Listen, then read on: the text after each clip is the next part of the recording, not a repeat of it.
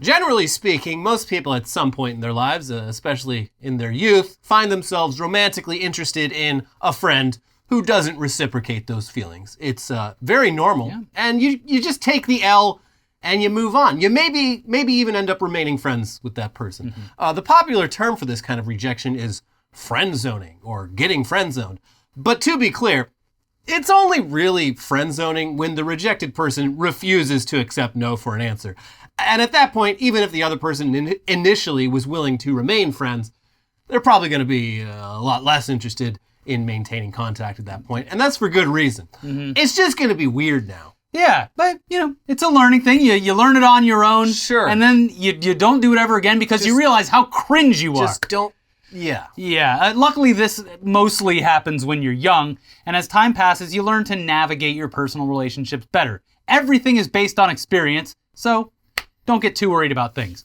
There is plenty of fish in the sea, though, and you're better off not pursuing people who've already made it clear that you're not interested. Unfortunately, not all adults grow out of the friend zone phenomenon. In fact, some take it to ridiculous and frightening extremes. And these men, because, come on, it's mostly men, aren't even necessarily what seem like losers. I mean, for example, this guy, Mr. K. Koshigan, is the CEO of a drone racing company in Singapore.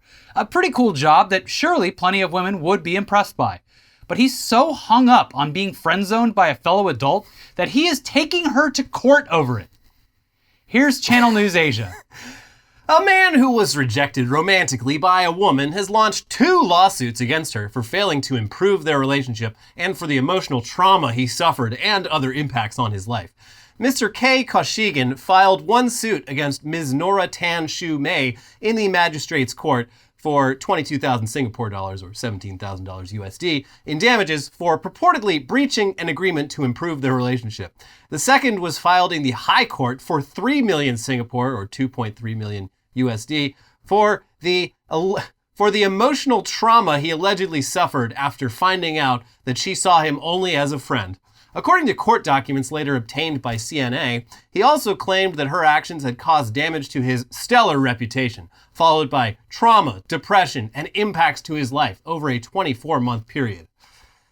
Oh, buddy, that reputation that you're so worried about, it might be in trouble regardless of how these lawsuits pan out now because this is international news. You've done it. Yeah. Also, the fact that I'm hearing about it and you're hearing about it, it's over. I do love that this guy is like a self-supplied, like his friends, if they're so blown away by the fact that he was rejected by someone, it's like, wow, this guy's a loser. We probably shouldn't hang out with him. And they're like, oh, but no, actually, I'm not a loser, and I will prove it to you by suing the woman who rejected me in court. So, and then they clapped. I'm pretty cool, actually. All right, that is pretty cool. Let's go out for a couple Hell of drinks. yeah, bro. Yeah. So, look, probably not the intended outcome that he's going to expect, but nevertheless, he persisted. Here's a newspaper of record, The Washington Post, with some backstory on this. Koshigan first met the woman in a social setting in 2016, according to the magistrate court's ruling. Over time, their friendship developed, but problems began to arise in September 2020 when they became misaligned about how they saw their relationship. The woman saw Koshigan as a friend, while Koshigan considered her to be his closest friend, according to court records, which said that she asked to see Koshigan less frequently, upsetting him. He said such action would be taking a step back in their relationship. She in turn said they needed to set boundaries, urging Koshigan to be self-reliant. Koshigan, according to the ruling, did not react well to this. Oh, you don't say. Yeah.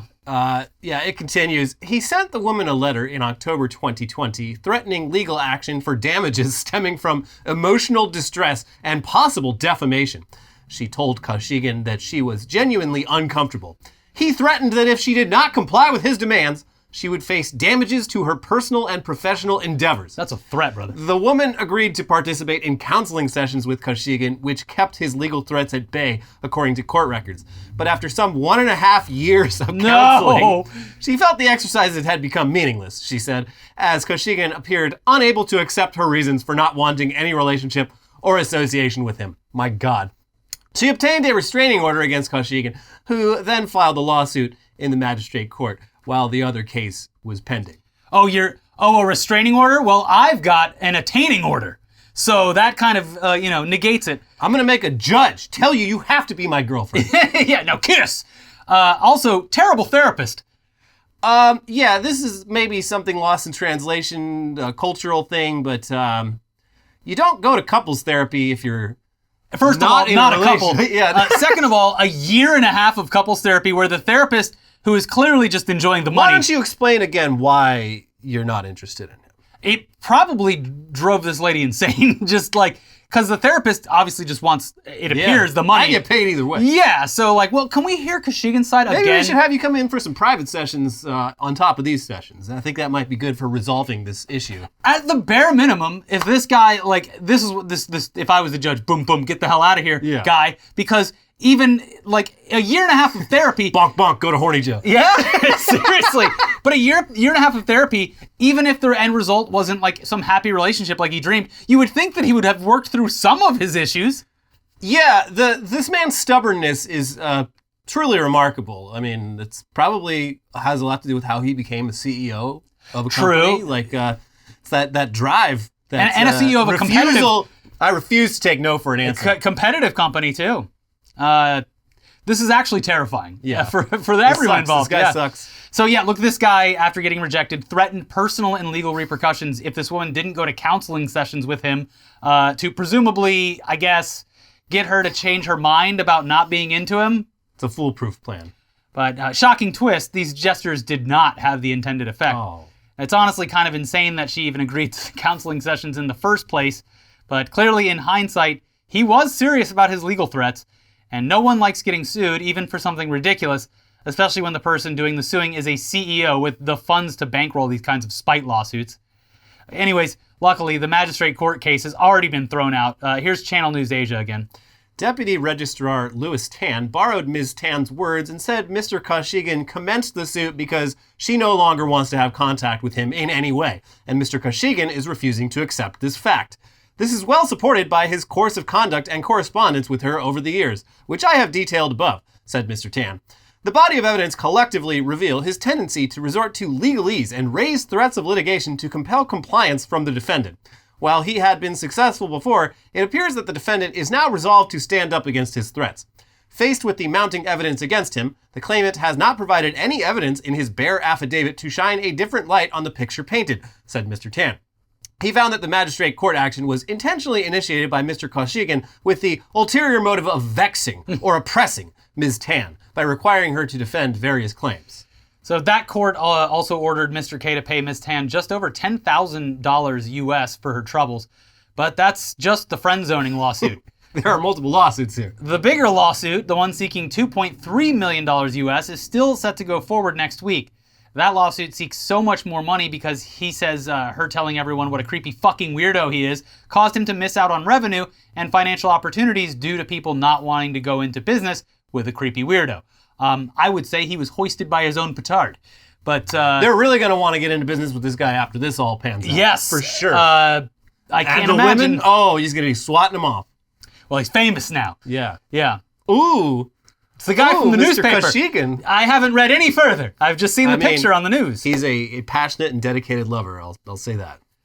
Yeah. If you're looking for dedication and a lifelong commitment. Like, the funniest thing about these sorts of like situations is like, and why this loser fucking friendzoning shit is so stupid is like, a woman is going to like picture her entire relationship with you. And if you show her right off the bat that you are like going to act like such a fucking baby, like she's imagining how like it's easier to cut you off now than to try to break up with you in like a year or two. Because you're going to take that so much harder than you're going to take just getting rejected when you ask someone out on a date. I would say not that the lawsuit is in no way good, and this guy clearly has some mental health issues if he's this attached to a person who does not like him.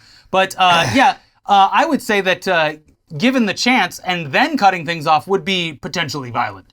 Yeah.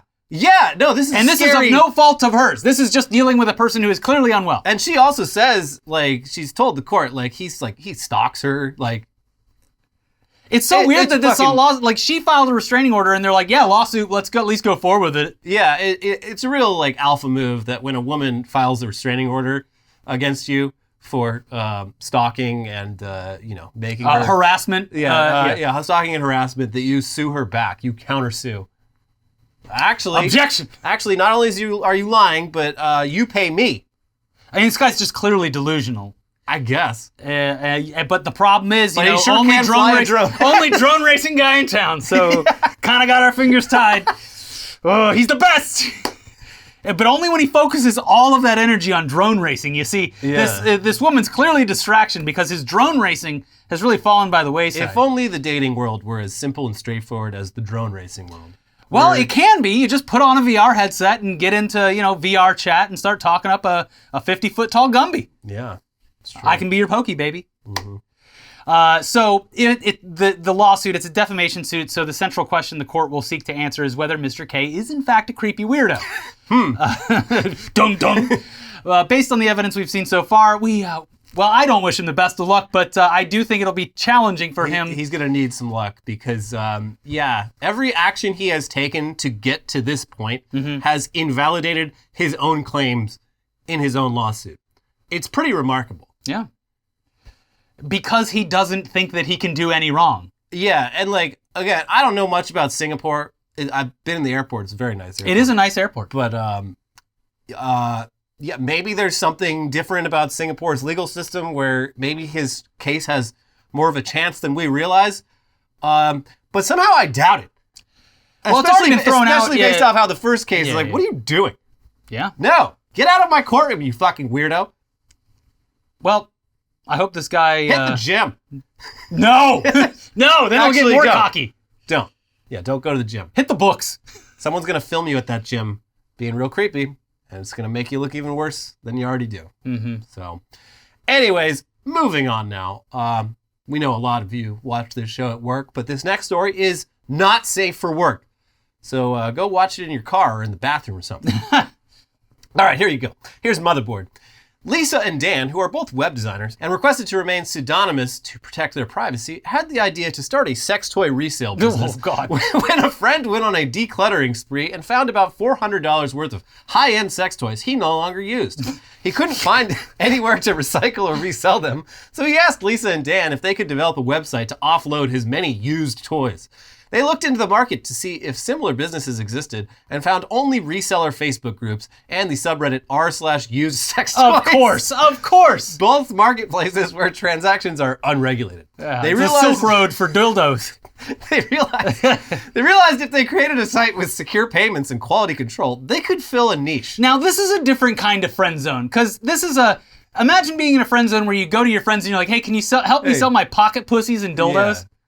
Insane. I've stuck all these in all my holes, but they're just not doing it for me anymore. I'm trying to Marie Kondo my life, and these dildos no longer spark joy. So since we're friends, I was wondering if you could help me sell my soiled sex toys to someone. I don't know, anyone. You got any ideas? You can have them if you want. I'll give you the friend rate. 2 for 1. Trust me, they're good.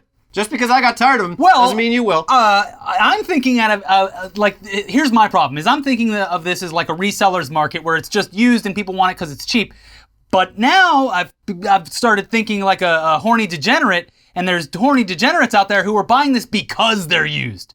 That is interesting. Yes, there is that whole side of sex work where you buy used things specifically because they're used. Yeah. Interesting. Anyways, this is an article about a used sex toys company, so there you go. Seems like the one of the few product categories where buying secondhand would be completely unappealing to consumers, but you'd be wrong, because squeaky clean toys, I mean, they did a great job naming it. Trust us. They're not just clean. The clean's in the name. Completely hygienic, squeaky clean toys. Although that name, a little too kid-friendly. Yeah. Yeah. Squeaky clean toys, they apparently do good business. They also require sellers to follow a very specific cleaning process and, post photos of the cleaning process. That's another fetish that almost certainly exists. Can you rub it a few more times like that? I don't think it's clean. Get the soap suds Go in there a little bit faster with it. Yeah, and I need more pictures. Do it again. I forgot that I literally should not be pantomiming anything on this show because it immediately gets turned into GIFs or clips. You did it. We trade off on giving out of context internet today free ammo. Yeah. They also note that 10% of their inventory is stuff that's never actually been used, and that this is good for the earth. I agree. Because otherwise, these unwanted dildos would just end up in landfills. For archaeologists to discover. Wow, look at this. 100,000 Must be years. some kind of decoration. Seems that they worshipped this. Yeah, so I will worship it too. It's got these balls on it, these hairy balls. Seems like I can use it to mix my coffee. Yeah. Anyways, this is great. But again, who's buying this stuff? Well, here's the article again. For most people who purchase used sex toys, it comes down to cost. Yeah. A high-quality sex toy can cost between $100 and $1,000, and they get more expensive from there. The moderator of r/used sex toys, who lives in Australia, Makes sense. told Motherboard that the shipping alone for fantasy sex toys from the Bad Dragon Company to where they live in Australia is $80. $80 dues. Are they buying like a giant dragon dildo? Is that why? The Bad Dragon stuff is pretty, it can get pretty intricate. Yeah. So it's more affordable to buy used toys from fellow Aussies. Another used toy enthusiast, Max Ocampo, who collects Bad Dragon toys, he has 21 that he calls his babies, says price is his main concern too. He's not worried about sanitization. He has a dildo pot that he fills with water to boil his toys. Do they stay in shape? I don't have experience, but I have seen Broad City. Oh yeah, she put it in the dishwasher. Yeah, and it made it all... Remember he said it was perfectly formed for his rectum? Yeah. And she ruined it. Yeah. Ruined it. Okay, look, it's still a bit weird. It's very weird. I like the green aspect of it. Going green. Yeah. I wish people would do this with more stuff. Our capitalist consumer system really just does not incentivize. Yeah. Especially like with clothing is where it gets especially just like grotesque. Like you're exploiting children in the developing world for clothes you're gonna wear a couple times. I try to wear anything I buy as many times as humanly possible. Yeah. And I rarely throw things out. Like I'm sitting on a whole treasure chest of machinima.com merchandise that I, over the years, was just taking various sizes of. Yeah, I still have my machinima shirt. It absolutely does not fit anymore, but I keep it around just so I can, when I'm going through my stuff. I have all the ETC shirts. Yeah, so I got a couple of those still. One day those will be worth nothing. They'll probably go to a homeless shelter. But anyways, the article also helpfully brought up some related news that we apparently missed last year. The sex toy company Doc Johnson Great name. Figured out what to do with all of its defective latex. They teamed up with a sustainable shoe company to melt all those rejected dildos and butt plugs down into a line of shoes called Plastic Soul, which usually sells for $130 a pair, but is currently marked down to $85, which is a hell of a deal if you've ever wanted to have your feet wrapped in dildo material. Yeah, it's like walking on a dick. Yeah. Have you walked a mile in my shoes? Because these babies are made out of dildos. Yeah, it's just, I can't get off to these shoes because they were never actually used. They were just pulled off the factory floor for having too many balls or whatever. Yeah. If you could do the same thing with the used toys, that but would, very soft shoes. Yeah. Yeah. Yeah. They got that, they got the little compartment with the gel in the heel, for maximum comfort. What is that milky substance in there? You know what's odd, and I'm going to say this because they're not a sponsor anymore, but I'll never say it again if they sponsor us again. The purple mattress, they send you a sample thing with the purple mattress. Oh, the little tiny bed? Yeah, it's a tiny bed to sample it out. 15 years ago, maybe had a fleshlight, same fucking material. Yeah, it is. Yeah. The purple mattress is made and it's the best bed I've ever slept on. It's really weird getting into the first time because you're like, hey, kind of bouncy. Whoa, yeah. But once you settle down, boy, is it great. Yeah. But yeah, same material as the fleshlight as far as I know. So there's probably all sorts of things we could be, melting down our old dildos for. They we should be doing that instead of selling them to, they sell men dildos at Target now? Right next to the lady dildos. They sell pocket pussies at Target. I mean, that's pretty wild. I think it's cool. I mean, fuck it. Not in the market for one, but I'm happy that they're available for anyone who wants it. They really do have everything. And plus, you got a self-checkout, totally discreet, except you probably scan that and it's like, doot, hey. Yeah. Hey, we need some ID. I'm going to save my money and wait for the Kirkland signature dildo. Of course. They'll come out with the full sex doll. And you get two for the price of one. Okay. Finally, now moving on from the not safe for work section of the show to the section of the show that is not safe for anyone. Mm-hmm. Apparently, over in Australia, the land of used sex toys. Oh, yeah. They recently had a bit of a national emergency over what, at first glance, would seem to be the tiniest of problems. But the thing is, with radioactive material, size doesn't matter. It's a grower, not a shower. So when an 8mm by 6mm capsule of cesium-137 went missing somewhere along a 900-mile stretch of highway, this was a big problem, which put the entire state of Western Australia on high alert. So first off, what is this thing even for, and what was it doing out in the desert in the first place? Well, radioactive capsules like this are used in the mining, oil, and gas industries in gauges that measure stuff like thickness, density, and moisture level in surfaces and materials. As for how it ended up lost in the middle of nowhere, it was being transported by truck, and apparently some bumpy roads somehow caused a couple of screws to come loose, which allowed it to fall off the truck. Whoops! Oh, Butterfingers. Oh, geez, my nuclear material. As for how dangerous this thing is, they say that spending an hour 1 meter from the capsule would be similar to between 10 and 17 X-ray exams. Now, that's at least a year's worth of the radioactive material that we all get just from existing on this planet, but in an hour. So not great, but speaking of not great, here's the Washington Post. The emergency services first publicly reported the capsule missing late Friday and issued a hazardous materials warning. But officials said it could have been lost a couple of weeks before that. I don't know. It departed Rio Tinto's Gudai-Darri iron ore mine in Western Australia on January 12th and was thought to have arrived at its destination, a suburb near Perth, the state's most populous city, on January 16th. Its disappearance was discovered on January 25th when it was missing from the package it was transported in, with the gauge inside broken apart with screws and a bolt missing, the department said. Officials said they believe the capsule fell off the back of a truck while in transit. It was discovered Wednesday just 6.5 feet from the northbound roadside edge of the Great Northern Highway, according to Fire and Emergency Services Commissioner Darren Clem. So it took them over a week to even realize it was missing, and after that, the government waited a few days before making the news public. This upset Western Australia residents, as did the fact that the fine for this kind of breach was apparently just $700. Luckily, recovering the tiny capsule along 900 miles of highway wasn't quite the needle in a haystack undertaking that it might seem, because the capsule emits gamma and beta rays, and scientists basically just had to comb the highway until their instruments lit up. So crisis averted, but this still could have gone a lot worse and really shouldn't have been allowed to happen in the first place. Yeah, this is literally like Homer at the beginning of the Simpsons intro, just like, whoops. and put it in a pelican case or something. Yeah, and like it would be bad enough, like, I don't think it rains all that much out there, but if it had rained and this thing like went underground. Evaporated or anything. The worst case scenario is like when this was being discussed on places like Reddit, like there was this case, I can't remember which country it was in, but one of these gauges had like fallen into a mine. Oh, no. And they're just like, well, it's lost. And then like years later, it had ended up in like inside a piece of drywall in someone's apartment. And they didn't figure it out until like multiple people had fucking like died of cancer in the apartments next to this wall that had the radioactive material in it. So like, that's fucking terrible. This could have gone real bad.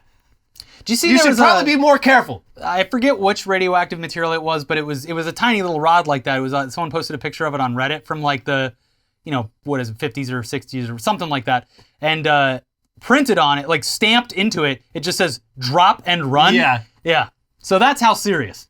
Yeah, no, seconds count. It's this nuclear stuff. It's real scary. The nuclear, and you can't even, when it gets hot enough, you can't even take pictures.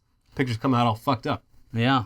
They just drive by the highway recording video on an old VHS camcorder, and as soon as it gets staticky. And then all the Zoomers are like, oh my God. Analog. Can I buy that afterwards? Yeah, it's the scariest thing I've ever seen. It's got like film grain and shit on it. They're back. Look, the Zoomers are into cassettes, and I love them for it. Yeah. Yeah. It's like the last true analog, so. I mean, making mixtapes on cassettes is a lost art. I'll give it that. Other than that, terrible fucking medium. Sounds like shit. Better than CD. Anyways. I don't know. People just like pushing buttons these days. They miss it. Yeah, this is not a very tactile world we live in. Mm-hmm. I miss when things were tactile. There's like a... Can you tell that we are actually turning into boomers yet, or what? There's also, apparently among Gen Z, there's this one fucking digital camera from like 2005. Yeah. That's like super popular, and like you used to be able to get it for like $20, and now it's really expensive. Same with the Razr flip phones and like the older flip phones and stuff. And then there's I love the movement of doing away with tech. I think it's a great idea. Yeah. And then except for YouTube. There's someone made an app for the iPhone to like, it's like a skin for iTunes or something, or it might be an API. You have to make it look like Winamp or something? No, it looks like it works like a fucking old iPod, where with the wheel and stuff. Yeah, should have saved all that stuff. Oh well.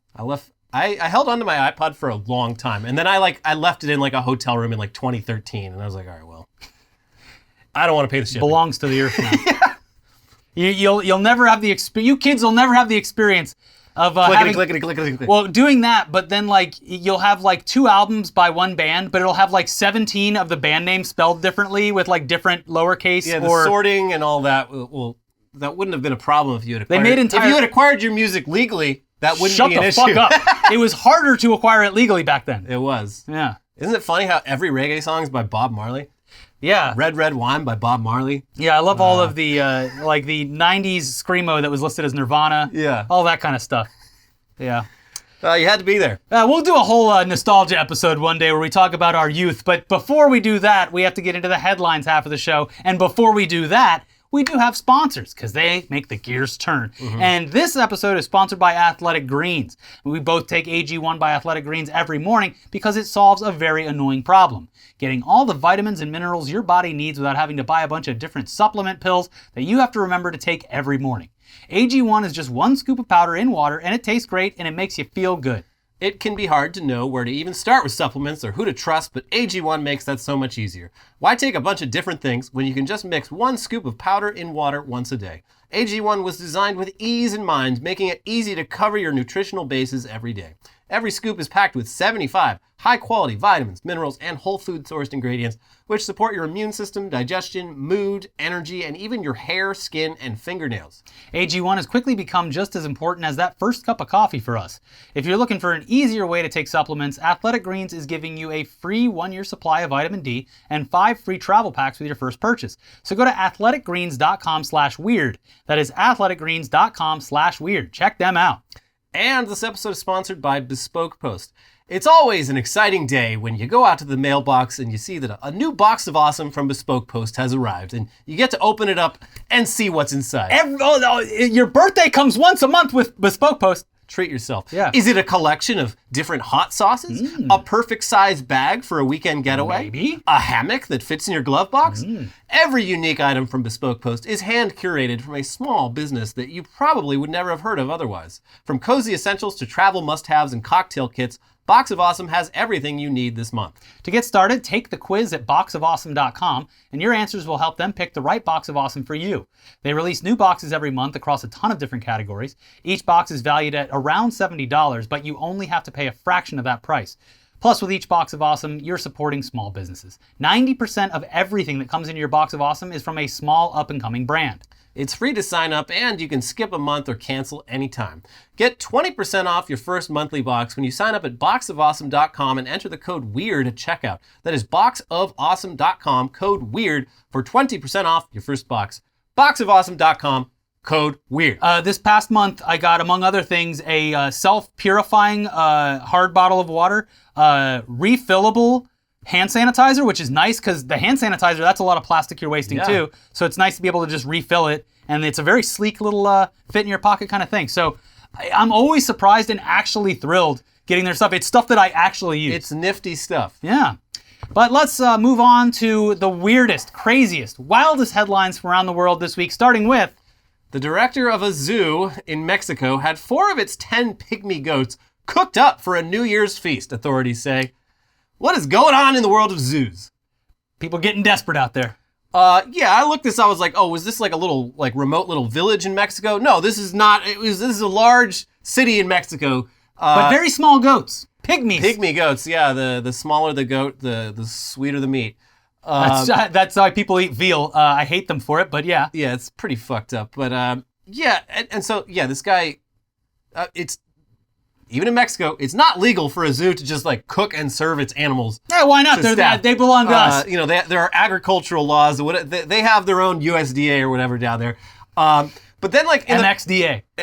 In the process of this, like this man he's done like everything wrong you can possibly do as like a zookeeper. He was like doing illegal like animal trading with like sketchy people who aren't licensed. No, we trust this guy. He came from Dallas, Texas. The Dallas Zoo. He wouldn't lie. His animals kept getting injured, and like the medical staff kept like accidentally killing the animals while operating on them. A bunch of his animals apparently have escaped, including like big ones, dangerous ones. And he's been cooking his own goats. So he's not in charge anymore, right? No, he lost his job. Oh, and thank he's God. facing potential legal penalties. Good, because, fool the entire country of Mexico once, twice, 3 times. All right. Yeah. Cook up some goats. It's just like, this guy's like a zookeeper from a forgotten age. Like back when zookeepers, like in order to be a zookeeper, a prerequisite was that you actively like did not value the lives of the animals you were watching after. Yeah, it was like you had to disassociate. Don't get with, like, emotionally involved. Yeah. And whereas now, like The compassion is the main point. like we've met zookeepers. They're good people. They care about animals. They do it because they love these animals. This guy's from like the P.T. Barnum era. Yeah. You telling me I gotta look at these delicious pygmy goats all year long? These things are living better than I am. Smoking a big cigar. Yeah, I smoke a big cigar. Whatever the Mexican version of like a Brooklyn accent is. Yeah. Hey! Que paso? But these things are eating better than all of us. What, do you feel bad for them? Like, yeah, just old school mentality. Hey, goat, look at this. I'm eating your brother. Nom, nom, nom. Comedy these days is literally just doing an actual recreation of how people were just like 40 years ago. Yeah. Like, adults 40 years ago were so absurd that anything they do now would seem ridiculous, offensive, and comical. Yeah. Yeah. Different times. You had to be there. We be. used to have to press buttons on our iPods. You had to be there, kid. You'll never know what it was like to grow up surrounded by mostly just terrible people. The saying, all you can eat, this was all you could beat. You could beat any animal you wanted to. You could. Yeah. Animal or human. Yeah. Moving on, though. The average American male is too large to ride Super Nintendo World's Mario Kart ride. Oh, no. Boy, did they just do the measurements from Japan and they were like, this will work? That would be my guess, because, I mean, that's the thing. Americans are very big. I've not been to Japan. I have been to the Philippines, and I went to I think I went to the Gap there, and I was like an XXL in like every size. I was like, okay. Even in Europe, I'm like a size up. No, I've been to Japan. Not very many fat people. Except for the sumo wrestlers, of course. Yeah, they're paid to be fat. This is interesting. They're gonna have a lot of very, very upset Nintendo fanboys who have traveled from across the country for the opportunity. You don't understand. The princess is in the castle. This is going to result in some real unfortunate confrontations with Universal Studios employees. So I look forward to that. Come for the ride, stay for the freakouts. The worst part, and I do feel bad for the employees, is that they're going to have to deal with this animosity while dressed up as like Luigi or Toad or something. Yeah. Yeah. You don't understand! You can't fit in the car! Mamma mia! No, we should get jobs there just to get fired for making fun of people. Yeah. No, I'm sorry, so you were too fat to ride the ride. Why don't you get out to have a pizza? God, we're bad. I am excited to check it out, though. Okay. I'm going to wait a little while till it cools off, but it looks pretty great. I think it'll cool off pretty quick, because based on everything I've seen, and look, I love everyone that works at Universal that we know there. Based on what I've seen, you kind of walk in and you go, wow, they really made it look like a game, and then you leave. I mean, that's the same. It's the same with Harry Potter World. You walk in and you're like, yep, that's Hogwarts. At least whatever. Harry Potter World has 2 rides. Does it have 2? It has a kids coaster, and then the one that I never have gotten sick on a amusement park ride or theme park ride. The Harry Potter ride is the only thing that makes me like literally nauseous, like I'm going to throw up. Yeah, it's not a very good ride either. Yeah. And then at the end, they tell you that trans people don't exist. Yeah. Simpsons Land is pretty fun. Feel like you're in The Simpsons? Yeah, it's cool. You can have a drink down at Moe's Tavern. You have to pay to play the games, which I always think is weird. But no, this you have to pay to do all the interactive stuff. You have to get this like Mario wristband thing. The gamers will do it. Yeah, and then that's what they're banking on. And that'll make them even madder when they show up to the ride and they're like, sir, come on. Yeah, you need to book 2 seats on this ride. The food there looks good though, because they started doing like the Disney thing where they're like, you know what? People actually like, they'll pay for decent food and not just deep fried chicken fingers. Yeah. So we should do something nice. At least they have that. I mean, it looks cool. Am I too big for it? Am Am I average? Do you have a 40-inch waist? No. Okay, then you're good. Average is 40? Yeah. We're a fat country. Yeah, we do. I mean, we are kind of like, look, we're in a bubble. I'm sorry. LA, there's not as many fat people as, like, when I go home, it's like, Jesus Christ. Yeah. Also, everyone's angry in Florida. Yeah. Look, not fat shaming, but you can't ride the ride. I'm sorry. Yeah, It's the same thing for people that are 7 feet tall. What do you want us to say? Yeah. Anyways, 22-year-old coach fired after impersonating JV basketball player at game. Put me in, myself. Yeah, I guess one of their, like, starters, these are like 13-year-olds, the girls' basketball team. One of their starters had to, like, had a prior engagement, couldn't make it to the game, and the coach, or I guess assistant coach, or the JV coach is a 22-year-old, like, just out of college. She's just like, all right, I'm going to put on her jersey and just be her. And she got away with it for at least a little while. She's not... I mean, like, clearly when you know it's her out on the court, you're like, oh, that is a fucking grown-ass adult playing with children. Well, if you're a referee, you really want to be the one that says, hey, aren't you a little old-looking to be on this court? Hey, girl, aren't you a bit of a big girl for what you're doing here? No. Slap. Yeah. That's how you get slapped.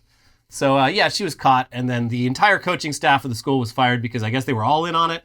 And it'll be funny, do it. And the season ended prematurely because, they don't have coaching staff, and this is all a very embarrassing affair locally. So that's it. Potentially ruining the, aspirations of many other girls on the team. Probably. Just because they wanted to relive the stardom of that. Probably not. It was probably just like, I mean, if no one will notice, I'll get in there. I mean, it's like... Meanwhile, there's a perfectly good golden retriever right here. It's like a pro gamer, like, getting into just a fresh lobby, just poning noobs. Like, it's got to feel awesome just, like, dunking on little children. Yeah, it's like Christmas morning when all the kids get Call of Duty. And you've been playing for 2 months straight because you're an adult with money. Like, good shit on. Yeah, dork. So, I mean, it probably felt cool for, like, a minute, but, like, a whole game, it's like, come on. The only person you're cheating is yourself.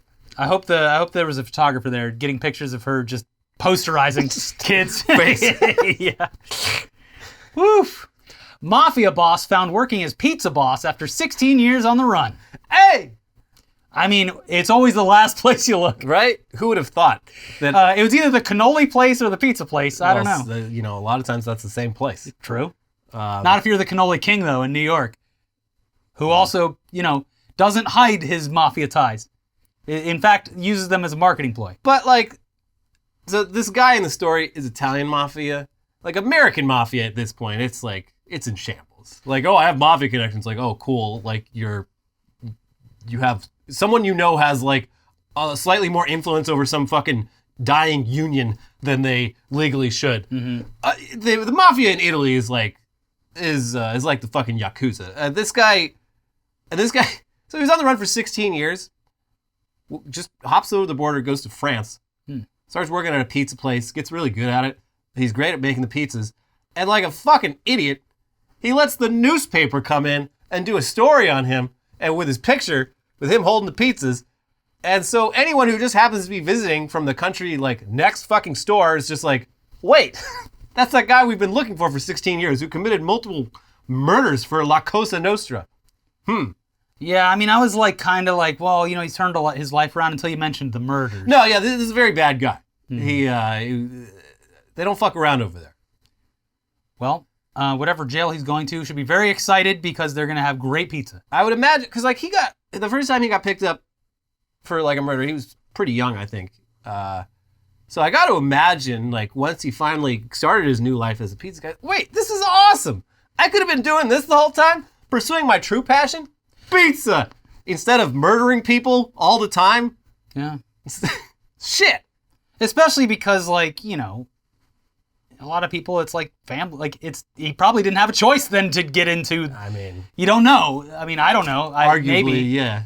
So, and they should, when they send him to prison, give him a little kitchen. Give him the job in the kitchen. Make sure those prisoners are eating well. If this was America, they would do whatever the opposite of cooking a great pizza is. Yeah, they would like put some like clause in his sentencing that he's like never allowed to touch kitchen equipment or eat pizza ever again. Yeah, yeah. We do things a little different. Yeah. We're a very punitive and fat country. We legally torture people. Yeah. Yeah. For fun. And sometimes illegally. Yeah. Yeah. It's even more fun. Man attempts trip to Sydney, Australia, and ends up in Sydney, Montana. Is this that weather balloon that's floating around? Whoa, jeez. Oh, I'm in a real pickle now. I thought I was going to Sydney, Australia, and now I'm just a Chinese spy balloon floating over Montana. Is that the Dunton farm down there? Oh, geez, we're getting such close pictures of, no one's ever seen the top of George Washington's head on the Mount That's the Rushmore, Dakotas. So. Yeah, but it's up there. It's all the same to you. It was going like east to west, I think, over. Oh, the Chinese one? Yeah, over the border. Yeah. But yeah, this guy's like, oh my God, like the airlines, they need to be more clear. Like the airport code SYD is so similar to SDY. It's like, motherfucker, you booked an entire trip, didn't once look at like where the connecting. So where did he start? New York City. Yeah, so obviously, oh wow, what a bargain this trip is, and only 5 hours. Yeah, it's like, what, one are you connection. Fucking stupid, and not only that, it had a connection in like Butte or Billings. It's like weird, come on, but okay. Think. Yeah, imagine you get to your one connection, and then you get on like a little puddle jumper with propellers, and you're like, well, off to Australia, just like in the olden days. Yeah, come on, man. This is probably like, look, I don't know, but it seems like one of those like you're intentionally trying to get a lawsuit going. Yeah. Otherwise, this guy just had to be really dumb. This is like the flying equivalent of slipping in pee-pee down at the Megalomart. Oh, also, he was flying to Australia to get on a cruise, which... This guy loves traveling. Yeah. He loves the process of traveling, not the actually getting to the destination and exploring, just the activity of going places. He loves the airport lounges. I am... The massage chair. I love being in motion. Yeah. Yeah. Anyway, I hope he at least got some like good skiing in.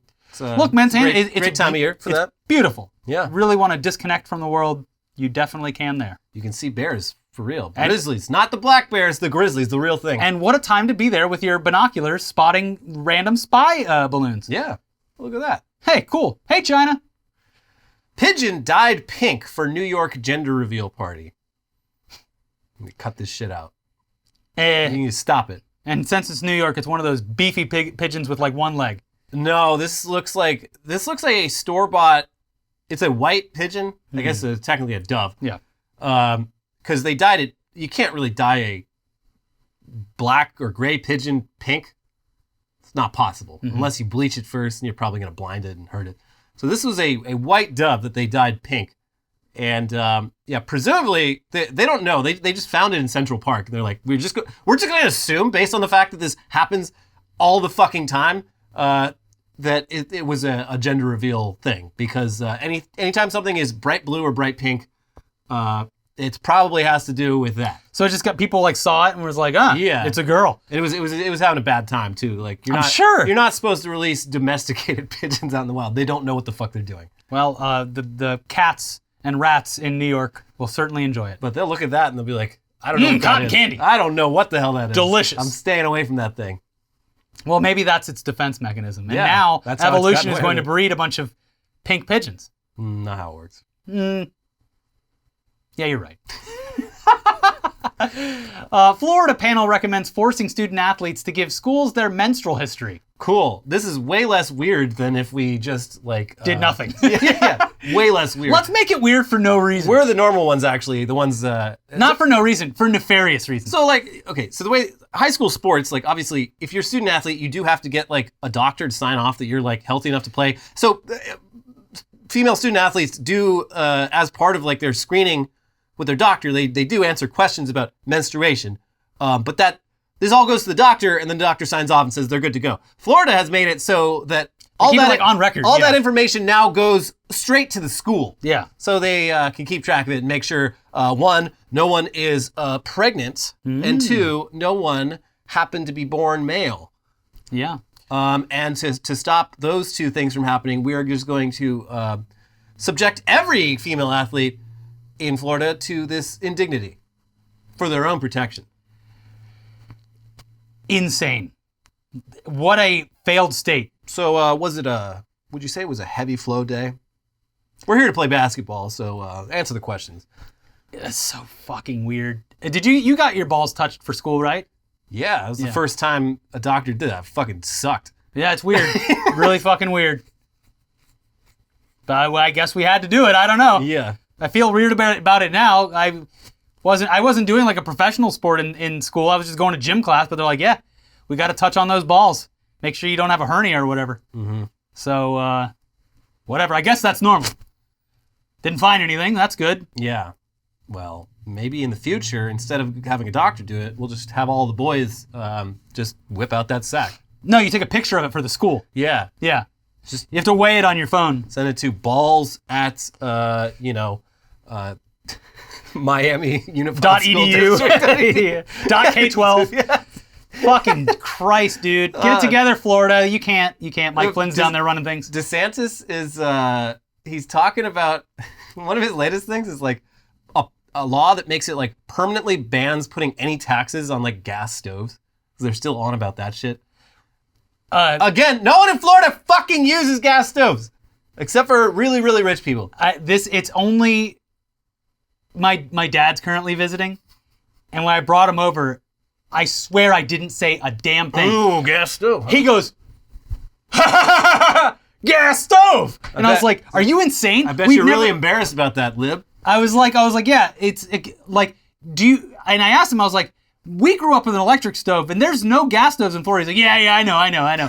And he agreed that it was a stupid argument, but he did point it out because he was like, because like I said, when I left Florida, I hadn't even seen one before. Yeah. So for him, it's like seeing something he hasn't seen before, but now he's been hearing about it. The hype has been building up. And then it was like, he didn't even see it coming. He walked in the kitchen and was like, go! It's the thing I've heard about. Can we turn it on and run it for a while? Oh, yeah. Yeah, you hear that click? That means it's good. You smell that? They add that. That sweet fuel. It was nuts.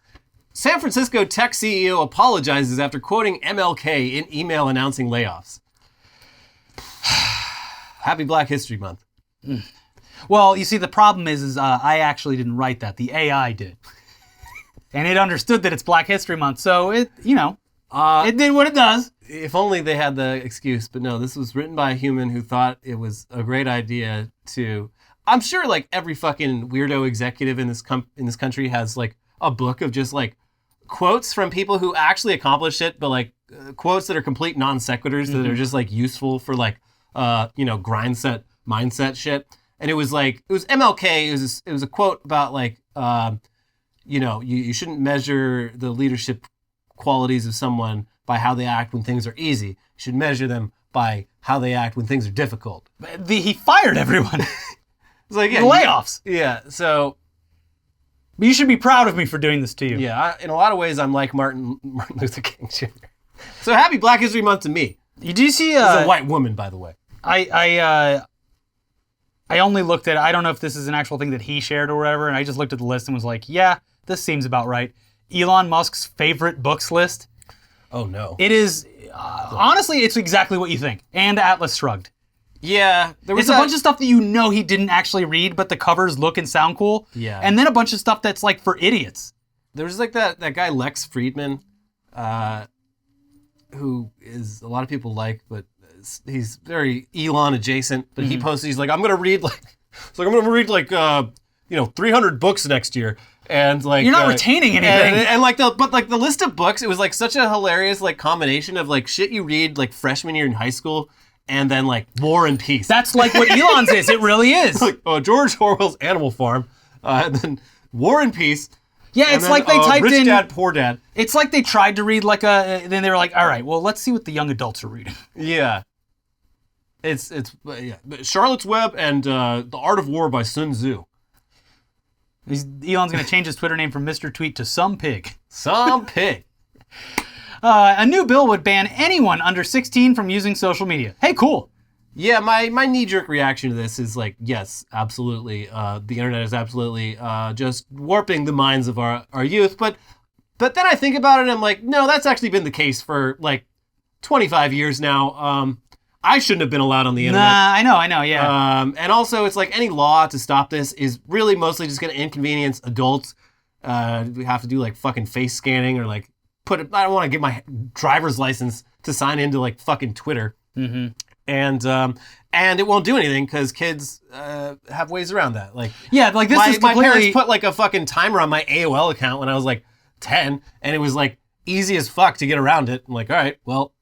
Yes. Joke's on you. The people who will find the immediate workaround are the people who are banned from this. Exactly. Everyone else it'll be like baffling to. They'll have a false sense of security. Yeah. So do I think that social media is negatively affecting the minds of children? Yes. This is a completely hopeless and worthless cause though.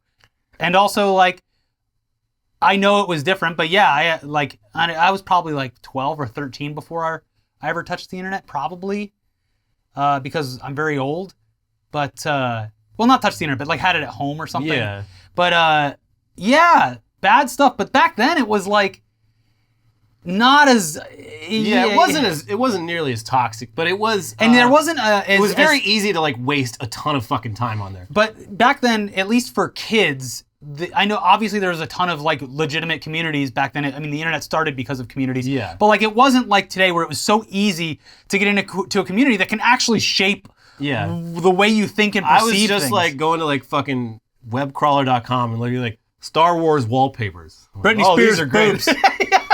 And I went to like, I forget what it was, but there was like a comedy one back then that was like, it was like maybe comedy.com or something. Yeah. And it was like jokes of the day. And that was like my wholesome, what I did as a youth one. But yes, the rest of it was like Jennifer Aniston topless.